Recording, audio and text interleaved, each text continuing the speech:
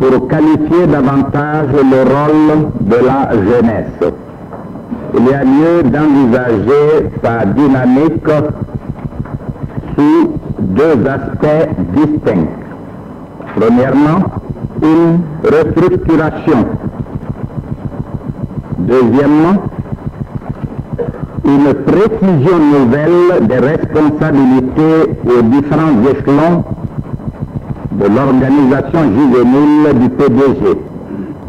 Ainsi la jeunesse. Et c'est cela même sa raison d'être dans un régime révolutionnaire comme le nôtre, doit avoir une vie militante organisée. Elle doit aussi être systématiquement et toujours davantage responsabilisée. C'est à notre avis l'unique voie pour respecter les objectifs et la ligne de la révolution. La révolution populaire, pour ne pas s'arrêter, est tombée ainsi dans le conservatisme, pour ne pas se transformer en son contraire, doit former, éduquer et qualifier d'une façon permanente les continuateurs que constituent les forces sociales montantes en leur donnant des tâches militantes à accomplir. Ce serait trahir la révolution que d'essayer d'amoindrir, d'analyser les responsabilités de la jeunesse.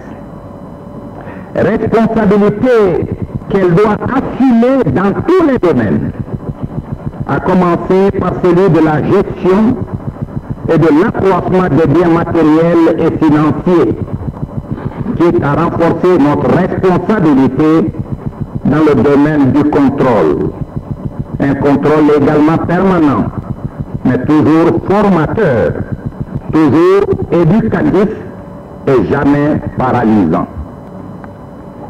La vitalité des régimes progressistes réside dans le courage constant du peuple de faire face aux difficultés qui jalonnent notre chemin du progrès démocratique.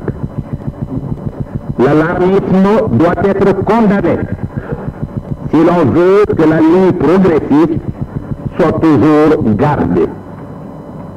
Certes, il peut arriver que les hommes, n'étant pas parfaits, que l'on prenne des décisions contraires aux principes prescrits par la ligne, mais avec l'objectivité nécessaire, dans l'analyse des situations concrètes, on peut parfaitement éviter les impasses.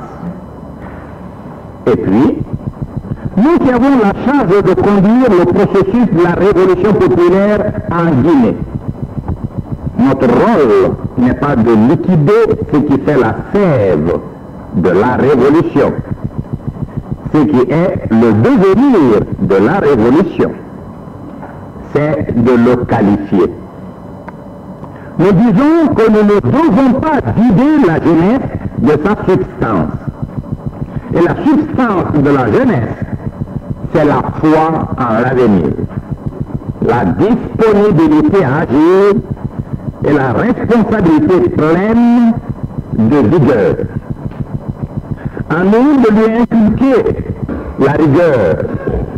Et quand la jeunesse ne fait pas montre de cette rigueur, c'est nous qui aurons échoué et non elle. Et nous ne pouvons pas, en toute conscience, séparer cet échec qui est le nôtre en enlevant à la jeunesse ses responsabilités sans lesquelles elle ne saurait se former, se qualifier dans la société. Notre pays est un pays en voie de développement, ce qui nous fait obligation de constamment adapter notre comportement à la progression de nos moyens existants. Nous devons toujours considérer l'homme comme le capital le plus précieux. Et comme l'homme n'est pas parfait, nous devons répartir les tâches à accomplir à partir des capacités constatées. Pour sa part, le bureau politique du Parti démocratique de Guinée estime que la jeunesse de la révolution démocratique africaine de Guinée constitue un secteur de formation au sein du PDG. Formation à toutes les tâches, formation à la conduite de ses affaires par l'exercice direct de ses responsabilités et à celle progressive de toutes les affaires du pays. Certes, la période d'appartenance à cette JRDA est limitée statutairement, mais cette période permet de tester la fidélité de chaque militant jeune au parti en le faisant participer effectivement aux tâches de construction nationale. Alors, nos jeunes doivent bénéficier d'un minimum d'éducation pouvant les rendre aptes à assumer demain, quand ils seront totalement adultes, leurs responsabilités dans tous les secteurs de la vie nationale.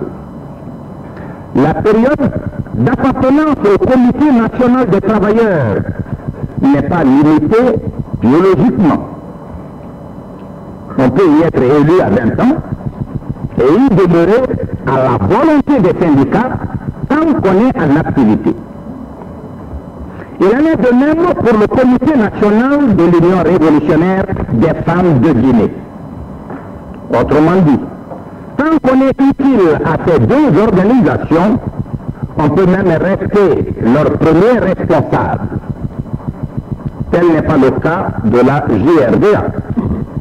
L'appartenance à celle-ci est fonction d'un âge limité.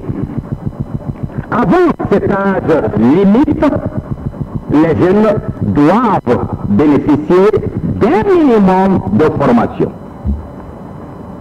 Continuons à entourer les jeunes de confiance.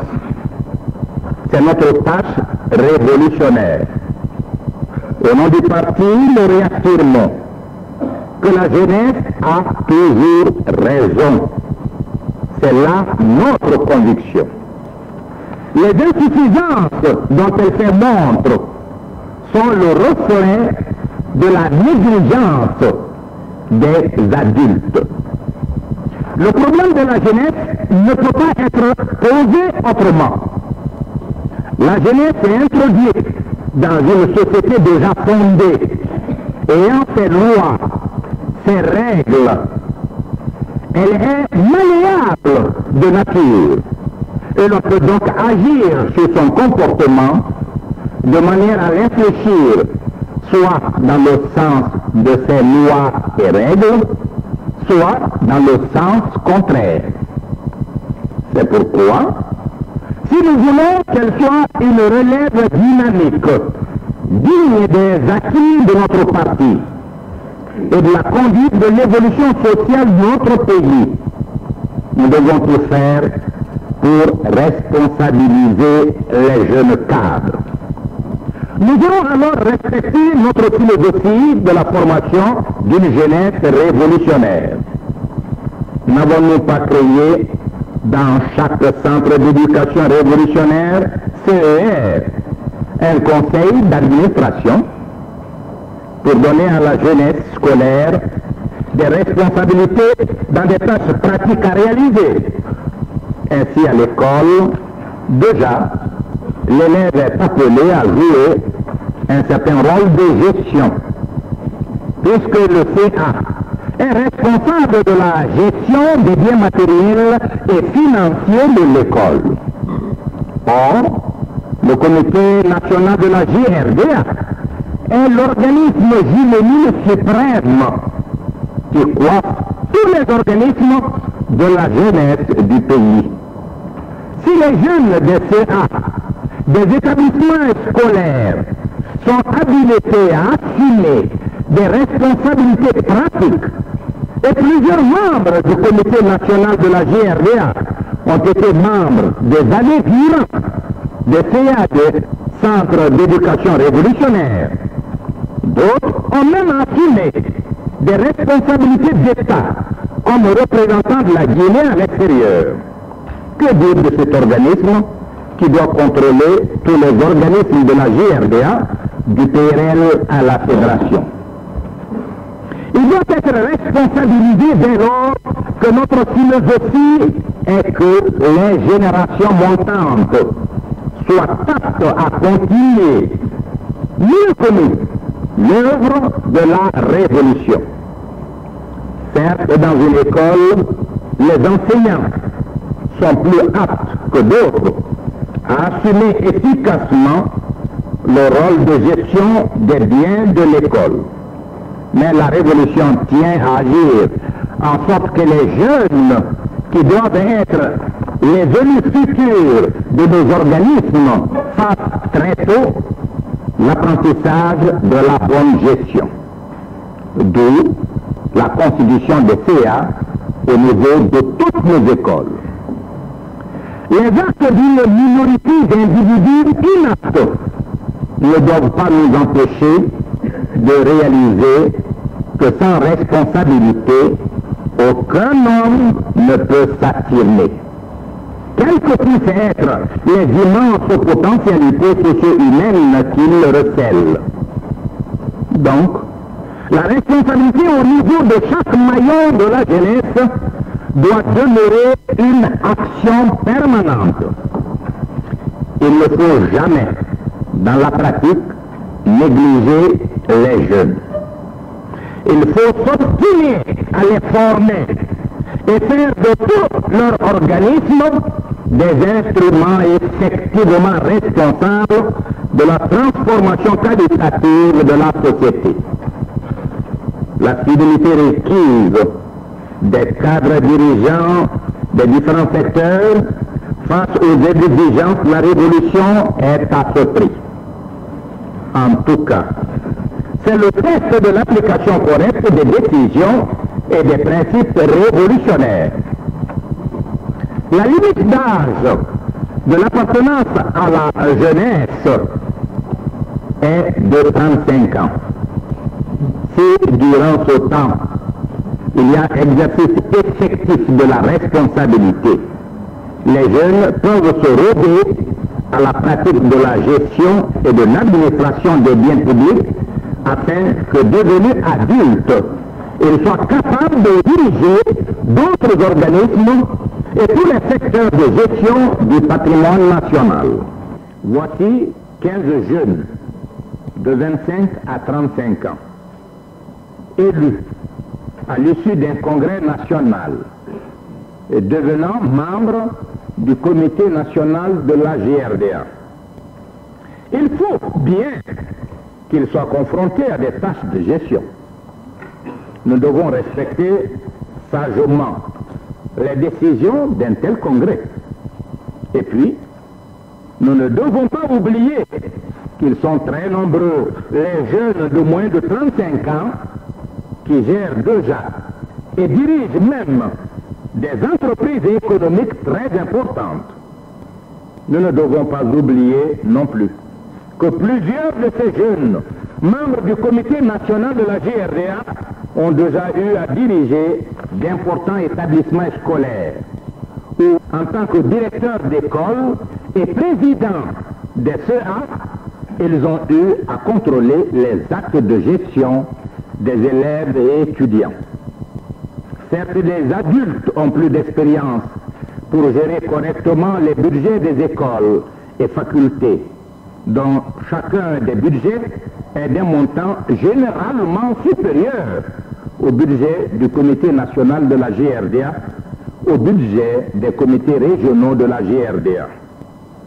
Cependant, nous laissons les jeunes membres de leur CA de gérer les biens de leur école, car nous sommes convaincus que s'ils sont très tôt initiés à la pratique de la gestion, la société y gagnera demain en efficacité par la sauvegarde et l'accroissement de son patrimoine.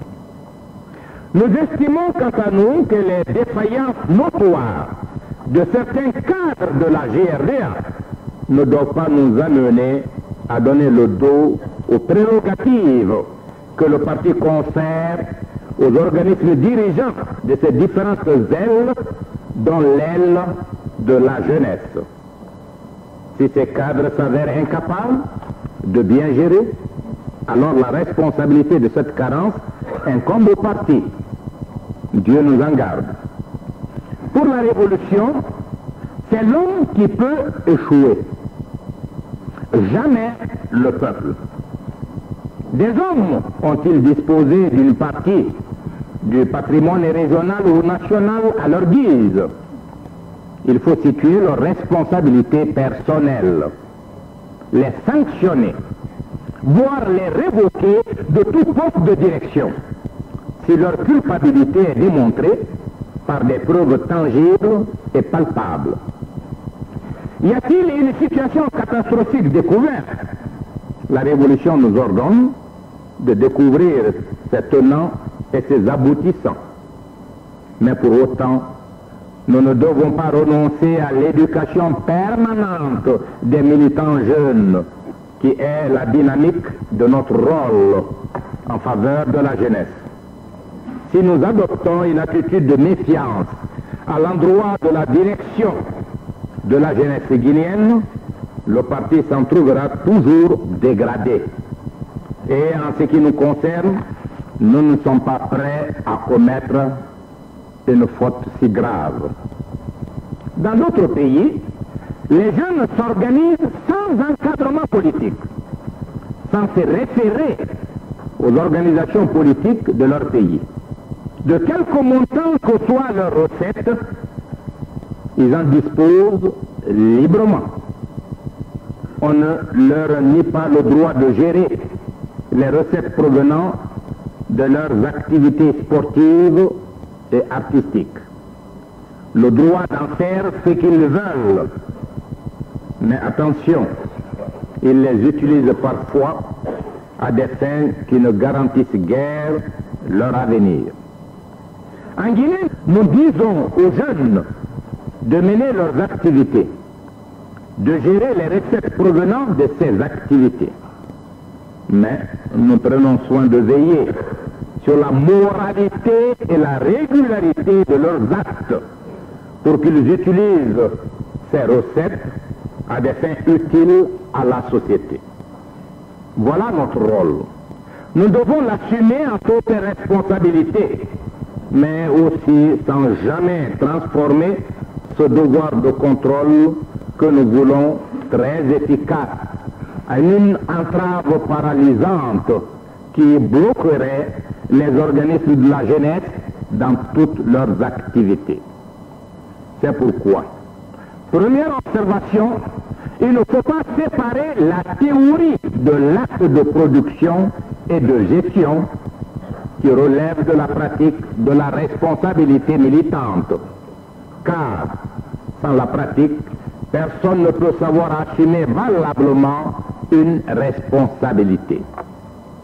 C'est pour cette raison que le Parti État de Guinée tient à ce que les rapports entre le Comité national de la GRDA et le département de la jeunesse, des arts et de la culture soient des facteurs catalysateurs des actions de transformation qualitative de nos réalités. Le département est chargé d'exercer sa tutelle sur l'ensemble des activités que mènent les jeunes de Guinée organisés aux différents niveaux de la GRDA. Au niveau du village ou quartier des villes, c'est le comité spécial de la jeunesse, groupant l'ensemble des jeunes des deux sexes. Au niveau de l'arrondissement, c'est le comité GRDA de section, regroupant et coordonnant les activités de tous les comités spéciaux de la jeunesse dans l'arrondissement. Au niveau de la région ou fédération, c'est le comité régional de la GRDA, également chargé des tâches de la coordination, de l'impulsion, du contrôle de l'ensemble des activités des jeunes appartenant à une même fédération du parti. Et enfin, sur le plan national, il y a la direction nationale, le comité national de la JRDA, qui supervise les activités de tous les organismes de jeunes. Le département éduque, impulse, suit toutes les activités des jeunes pour encourager toutes leurs initiatives positives, redresser leurs tendances négatives et les analyser en allant à la racine des causes qui les auront favorisées. Le département de la jeunesse, cependant, laisse aux organismes dirigeants la possibilité totale de faire leur apprentissage dans la conduite de leur mouvement aux 4 échelons du parti. Le département a un devoir de contrôle, de moralité et de régularité sur l'ensemble de la jeunesse guinéenne, du comité spécial de la JRDA au comité national de la JRDA. Cependant, le comité national assume toutes les responsabilités de gestion directe de l'ensemble des biens appartenant à la JRDA, car c'est ainsi que les jeunes peuvent faire l'apprentissage de la gestion. Nous disons souvent que personne ne peut savoir nager s'il ne se met pas à l'eau. La jeunesse a donc la gestion directe de l'ensemble de ses biens, mais elle n'est pas libre de gaspiller ses biens. Le département est là pour prendre les sanctions positives ou négatives concernant sa gestion, et ce, au nom de la direction nationale du parti État. C'est l'organisme élu qui est responsable de la gestion directe des affaires de la jeunesse, par la jeunesse. Il faut bien, nous le répétons, que la relève soit très tôt confrontée aux difficultés de la vie pour accomplir avec le maximum d'efficacité les tâches majeures de demain. C'est pourquoi il revient au département de veiller à ce que le fonctionnement de chaque organisme soit efficace et conforme aux principes et aux méthodes de la révolution. C'est pourquoi aussi la raison d'être de l'institution d'une direction générale de la jeunesse assumée par le premier responsable de la jeunesse élu en congrès. Toujours dans le souci de créer une dynamique de la jeunesse au plan des activités de contrôle, d'organisation et d'éducation.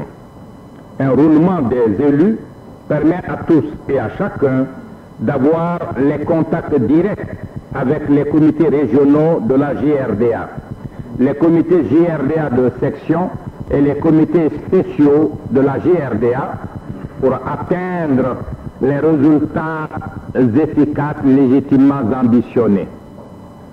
Le contact avec la base est indispensable. Chacun doit pouvoir maintenir ce contact direct. Pour des raisons d'ordre pratique, le premier responsable et son adjoint peuvent rester en permanence dans la capitale, puisqu'ils auront très souvent des tournées générales à entreprendre. Mais tous les autres membres du comité national doivent connaître un mouvement de roulement dans tous les CGR. Il n'y a donc pas d'opposition entre le département et le comité national de la JRDA. Même. Le comité central a le devoir d'attirer l'attention sur un tel état d'esprit.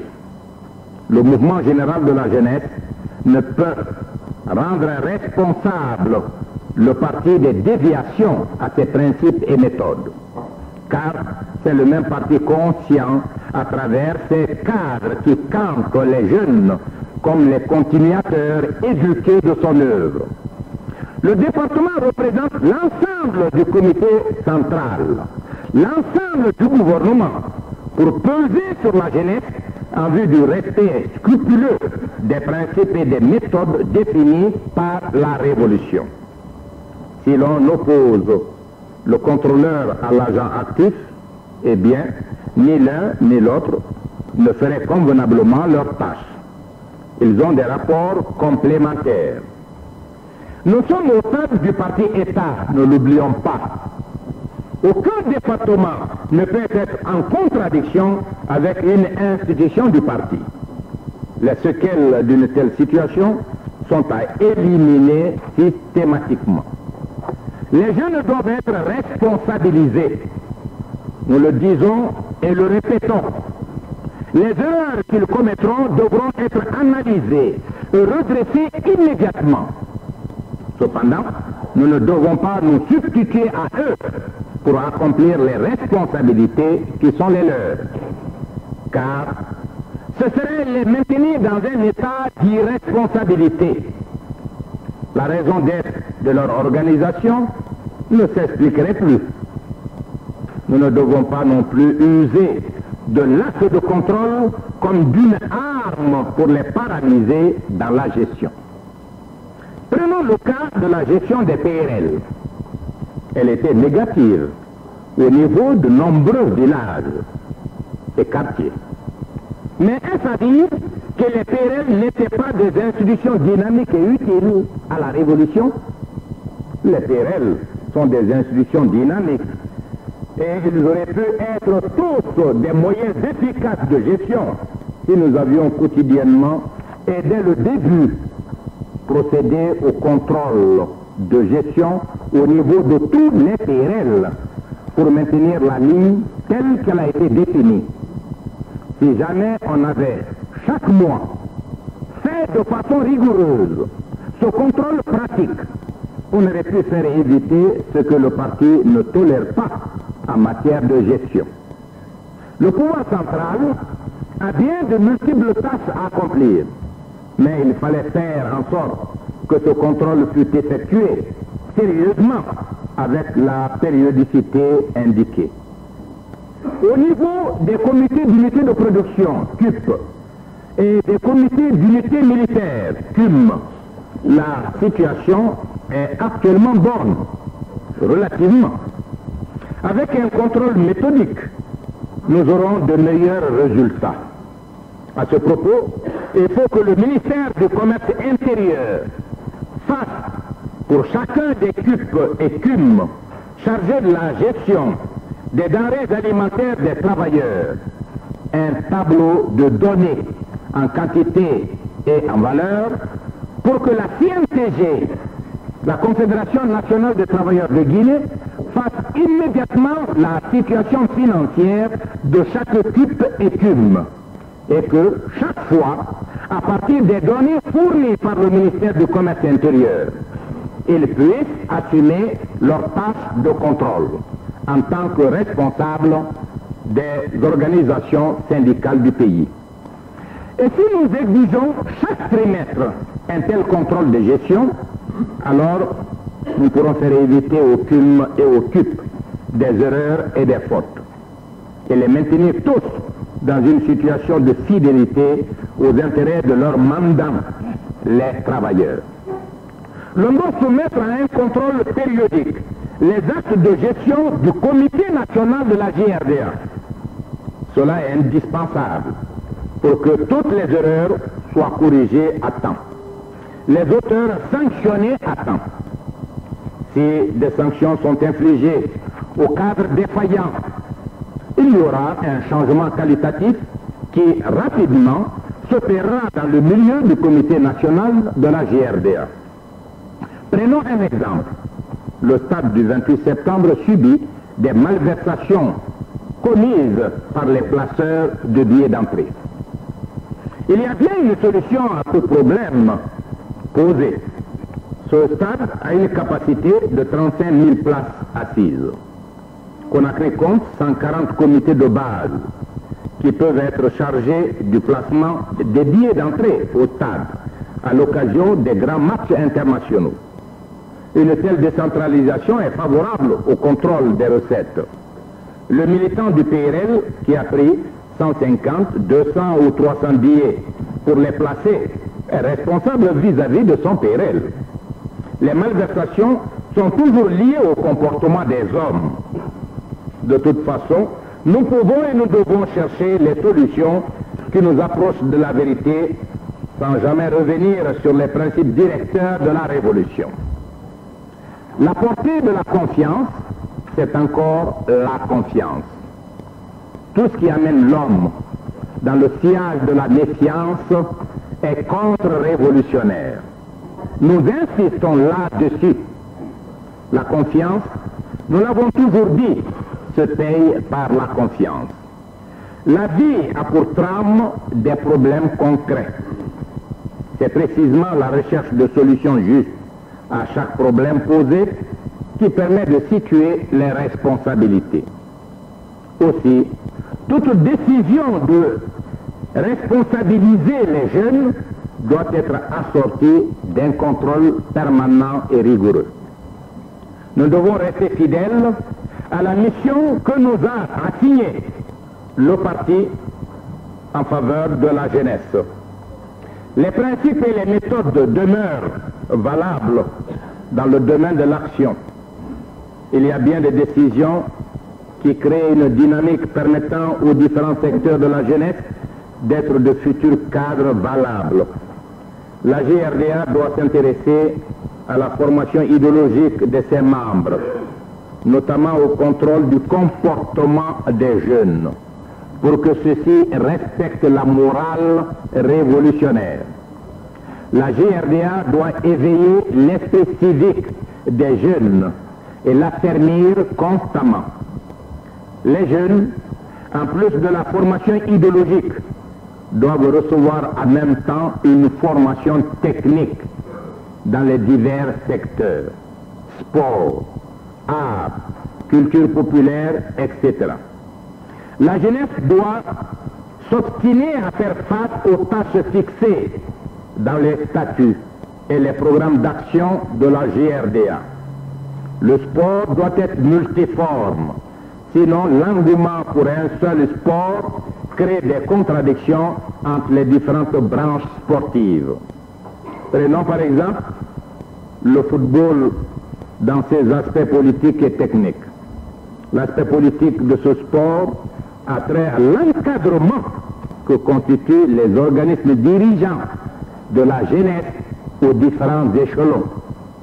C'est cette direction élue en congrès qui peut faire application d'une certaine discipline politique. L'aspect technique, quant à lui, porte sur les cadres techniques expérimentés. Qu'il y ait une fédération guinéenne de football, cela s'impose, car c'est le peuple qui veut que ceux qui sont des techniciens en la matière soient utilisés à la direction technique de ce secteur. Il en est de même pour toutes les autres branches du sport, des arts et de la culture populaire. Mais une fédération technique ne peut minimiser et ne doit minimiser le rôle de la direction politique élue. Sinon, ce sera la prééminence d'une technocratie de blocage. C'est un processus dans lequel il ne faut jamais s'engager. On peut l'éviter si l'on surveille la nature et l'échelle de la contradiction entre le secteur technique et le secteur politique. Voici un entraîneur qui n'écouterait aucun conseil. Un arbitre qui sur un terrain en Guinée jouerait au parti pris manifeste et ne voudrait même pas entendre une simple observation des membres du comité national ou du comité régional de la GRDA. De telle attitude, si elle advenait, ne serait pas de nature à qualifier le contexte de ce sport. Elles sont proscrites. C'est pourquoi il y a lieu de dynamiser davantage tous les arts populaires et toutes les activités sportives sans discrimination, sans arbitraire. Un autre exemple, nos musiciens réalisent des performances au point d'être récupérés ailleurs. Le commissariat général à la jeunesse et le comité national de la jeunesse doivent se préoccuper de ce problème. Des footballeurs sont démobilisés et vont même à l'extérieur du pays se mettre à d'autres services. Le respect de la ligne du parti doit demeurer la préoccupation de chacun et de tous. Sans discipline, pas de vie organisée, pas d'attitude militante. S'agissant du secteur musical, l'équipement des orchestres est-il suffisant? Nous savons que des orchestres guinéens de classe connaissent ce genre de difficultés actuellement. Nous citerons les cas des orchestres fédéraux de Kissidougou et de Kankan. Aussi, ce problème mérite d'être étudié au cours de la présente session du CNR. Le département de la jeunesse, le comité national de la GRDA doivent dynamiser l'organisation des pionniers, prendre toutes les initiatives créatrices pour développer l'action militante des jeunes. La révolution exige que tous les secteurs de la jeunesse connaissent une activité devant déboucher sur les objectifs assignés à la jeunesse guinéenne. Voilà le véritable problème de la révolution populaire. Nous avons mis à l'intérieur du pays des dancings à la disposition de la GRDA. Quel est l'apport de ces dancings? Une décision met au compte du budget de l'État les salaires des formations artistiques. Cela représente une dépense annuelle dépassant 10 millions de cili. Nous pensons que les formations artistiques, les orchestres en particulier, pourraient être responsabilisés pour se produire à leur propre compte.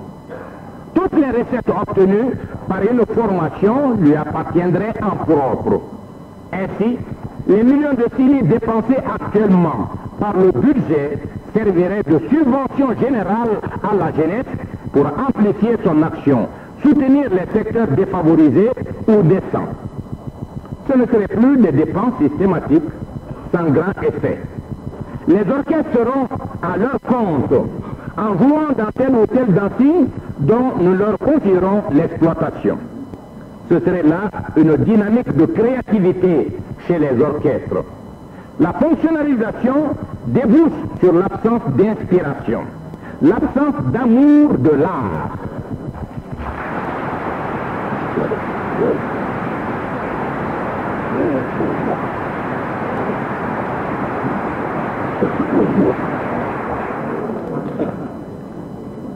Chaque membre de ces formations restera tributaire de la caisse de sécurité sociale. Chaque mois, chacun versera à la caisse un montant donné et l'État paiera le reste. Chacun devra payer un pourcentage de sa solde et l'État en donnera le triple pour aider l'artiste, le musicien ou le sportif à bénéficier plus tard d'une pension de retraite substantielle. Que ces formations composent, créent des œuvres, se produisent et encaissent toutes les recettes. Ces orchestres auront à s'équiper en instruments et à fixer à leurs membres, en toute responsabilité, les salaires qu'ils méritent. Les ballets seront également à leur compte. Ils monteront les numéros à leur inspiration et se produiront. La retraite de chaque artiste est garantie par l'État, nous le répétons. Le paiement d'une fraction de la solde en cas d'accident est également garanti par l'État. Pour les salaires mensuels, lorsqu'ils sont fonctionnalisés, il sera toujours accordé le salaire minimum interprofessionnel garanti à chaque élément. Toutes les recettes seront la propriété des ballets. Nous vous disons que de telles décisions aiguiseront leur sens de responsabilité face à l'amélioration de leurs propres conditions de vie et ils ne se plaindront plus de personne dès lors que toutes les recettes qu'ils perçoivent leur appartiennent. S'agissant du football, toutes les recettes se retrouveront versées dans un compte bloqué. Toutes les sorties de fonds par le comité national de la GRDA, pour quelque raison que ce soit, seront au préalable contrôlées ou visées par le commissaire général à la jeunesse. aux arts et au sport. Il y aura donc une discipline pour engager les dépenses. Le comité national décide de la dépense à effectuer et le commissariat général contrôle la moralité de la décision. Et l'accord obtenu, le comité national de la jeunesse engage la dépense.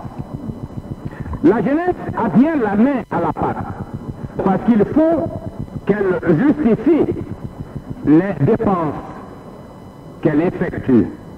C'est cela la gestion. Le comité national a la gestion pratique des fonds, mais ces actes relèvent du contrôle de moralité qu'exerce le chef du département. Il faut absolument préciser les responsabilités pour que chacun joue correctement son rôle. La jeunesse ne devra jamais connaître l'indifférence, a fortiori l'abandon de la part des cadres adultes. Il y a, nous devons le dénoncer, un relâchement coupable dans l'action d'éducation politique et morale des jeunes militants. Les cadres politiques des pouvoirs révolutionnaires locaux, des sections et des fédérations du PDG ne s'intéressent pas suffisamment au bon fonctionnement des organismes de la GRDA. Ce sont les seuls jeunes élus qui sont chargés de l'encadrement et de l'éducation de la jeunesse. Alors qu'eux-mêmes ont besoin d'être formés et encadrés par des responsables plus expérimentés. Les assemblées générales ne se tiennent pas régulièrement au niveau des comités spéciaux de la jeunesse, du PRL.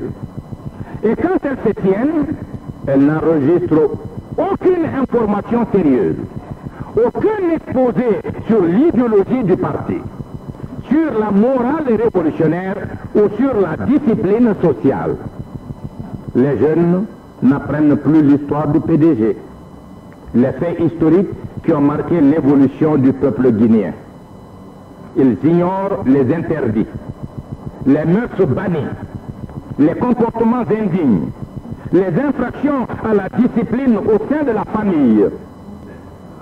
Dans les villages et dans les quartiers des villes, les jeunes garçons et filles sont presque abandonnés à eux-mêmes. Les tâches militantes dont l'accomplissement leur est demandé par le parti ne sont plus ponctuellement exécutées. Les marchés, les places publiques, les mosquées, les églises ne sont plus entretenues par eux, en état de propriété. Les sections sportives, artistiques, les activités culturelles ne les retiennent plus. Ils apprennent sous l'effet négatif de certains films projetés et qui devraient être interdits aux enfants mineurs, des gestes de violence et adoptent des comportements dégradants et foncièrement réactionnaires. Ce ne sont pas les slogans que les jeunes clament qui les éduquent.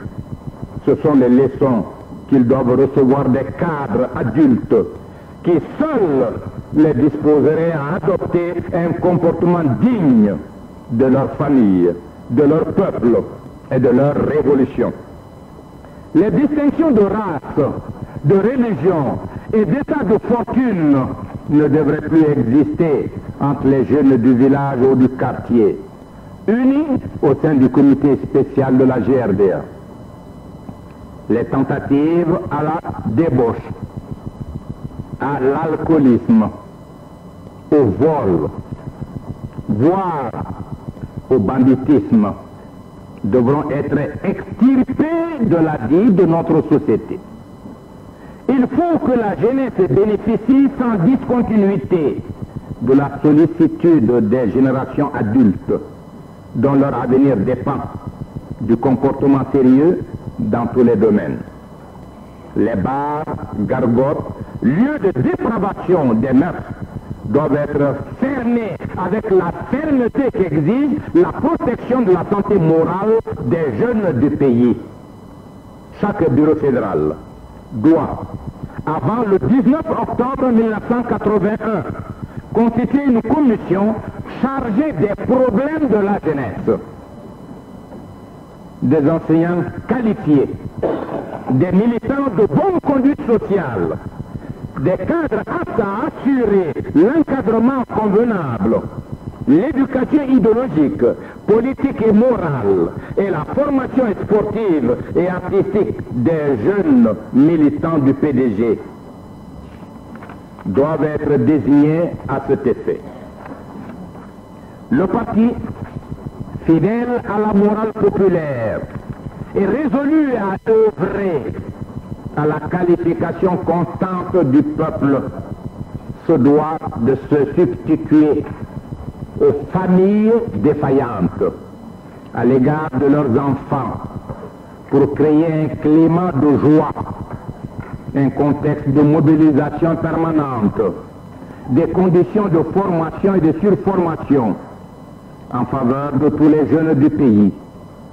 La victoire de la Révolution est à ce prix.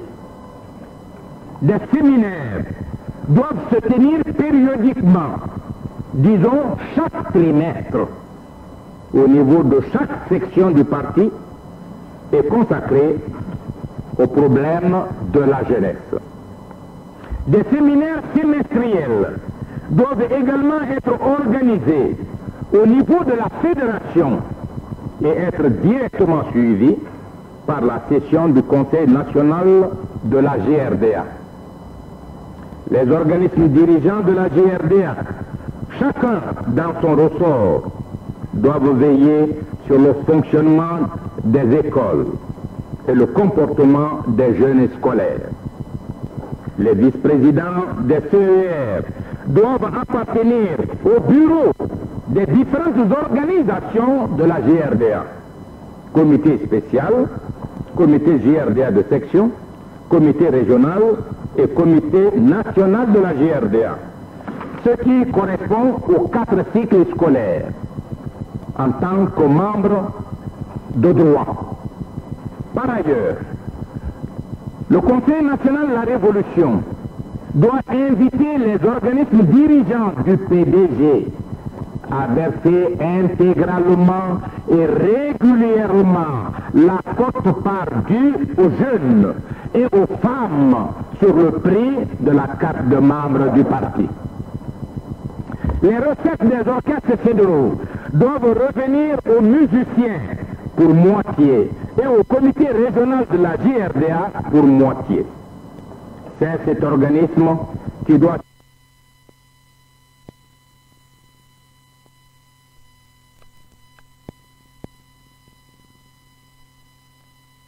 des orchestres fédéraux doivent revenir